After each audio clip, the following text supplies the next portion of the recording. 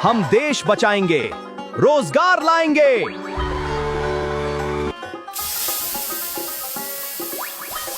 करो, page follow करो। मध्य प्रदेश के युवाओं ইনস্টাগ্রাম আর ফেসবুক করলেই একটা নতুন খুব ট্রেন্ডিং জিনিস চলছে সিজেপি ককরোচ জনতা পার্টি। তো একটু আগ্রহবশত দেখলাম যে ব্যাপারটা কি। তখন জানতে পারলাম যে এটা আসলে একটা সোশ্যাল মিডিয়া হ্যান্ডলিং একটা পেজ বলা চলে, যেখানে একটা সিজেপি নামক ককরোচ জনতা পার্টি নামক একটা আনুষ্ঠানিকভাবে একটা দল তৈরি করে ফেলা হয়েছে ভায়া সোশ্যাল মিডিয়া। এবং দলটি তৈরি করেছে অভিষেক দীপকে নামক একজন মানুষ, যিনি বর্তমানে ইউএসের বোস্টনে থাকেন।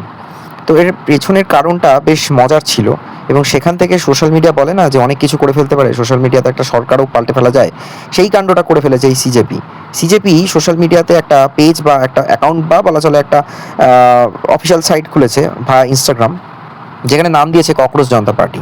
অভিষেক দীপকে এই যে জিনিসটা তৈরি করেছে, এর পেছনের হিস্ট্রিটা জানতে গেলে আগে বুঝতে হবে যে কেন কি হলো। সেটা দেখার আগে পুরো ভিডিওটা বলবো, দেখুন, তাহলে বুঝতে পারবেন।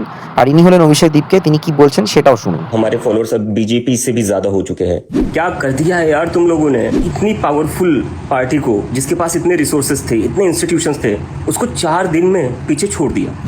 You have proved everybody wrong, the media, the opposition.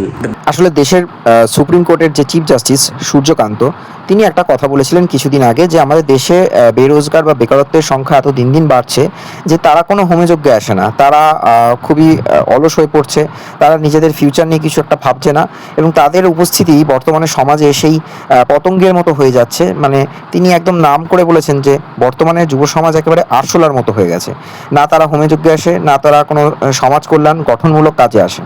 এইটা শোনার পর খুব চারিদিকে ভাইরাল হতে থাকে এবং সবাই ভাবতে থাকে যে যুব সমাজকে তিনি আরশোলা বলেছেন।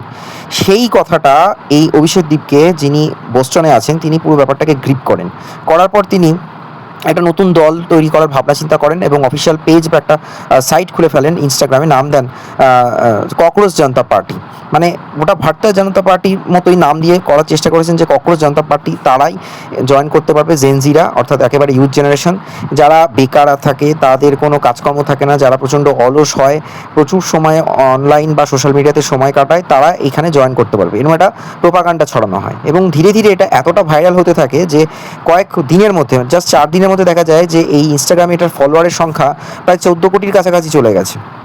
যেখানে দেখা যাচ্ছে যে একটা বিজেপির মতো এত বছরের পুরনো একটা দল, যে দল পৃথিবীর মধ্যে সব থেকে বৃহত্তম দল, তার ফলোয়ারের সংখ্যা ইনস্টাগ্রাম বলুন সোশ্যাল মিডিয়াতে এতটা পৌঁছাতে পারেনি, 10 কোটিরও কাছাকাছি নয়।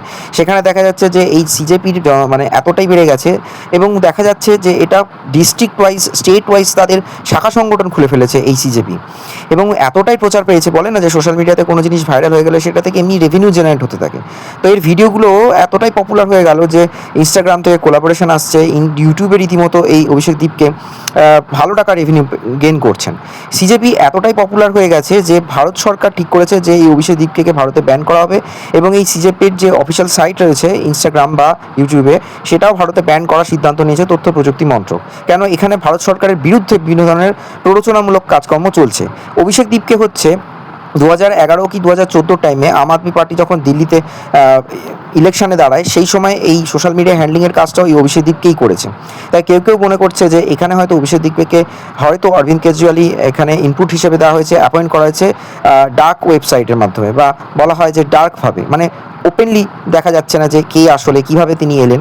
কিন্তু এটা এতটাই তাড়াতাড়ি ভাইরাল হয়ে গেল যে সিজিআই কী কথাটা বলেছে, অর্থাৎ চিফ জাস্টিস অফ ইন্ডিয়া কী বলেছে, কী বলতে চেয়েছে, সেটাকে উল্টোভাবে তার একটা অপব্যাখ্যা করে তার একটা ভারতীয় জনতা পার্টির নাম অনুসারে ককরোচ জনতা পার্টি খুলে ফেলেছে। এবং পরবর্তী সময়ে সিজিআই বলেছেন যে আমি আসলে ছোটোভাবে বা তাদেরকে হীনমন্যভাবে বলতে চাইনি বা অপমান করতে চাইনি যে বেরোজগার যারা থাকে তারা আরশোলার মতো, আমি বলতে চেয়েছি যে তারা সমাজে কিছু ভালো কাজে আসুক, আরশোলার মতো ভাবে কীট পতঙ্গের মতো যেন না করে। কিন্তু ভাইরালময় এই সোশ্যাল মিডিয়ার জীবনে অনেক কিছুই ভাইরাল হয়ে যায়, হঠাৎ করে কোনো জিনিস একেবারে স্ফুলিঙ্গের মতো ছড়িয়ে পড়ে, সেটাই হচ্ছে বিজেপিকেও টপকে গেল। এবং ফেসবুক, ইউটিউব, ইনস্টাগ্রাম খুললে এখন শুধু বিজেপির মতোই চারিদিকে সিজেপি চলছে। তো ভিডিওটা কেমন লাগলো অবশ্যই জানান। দেখতে থাকুন মনস্ট্রিস, চ্যানেলটা সাবস্ক্রাইব করুন আর শেয়ার করুন ভিডিওটা।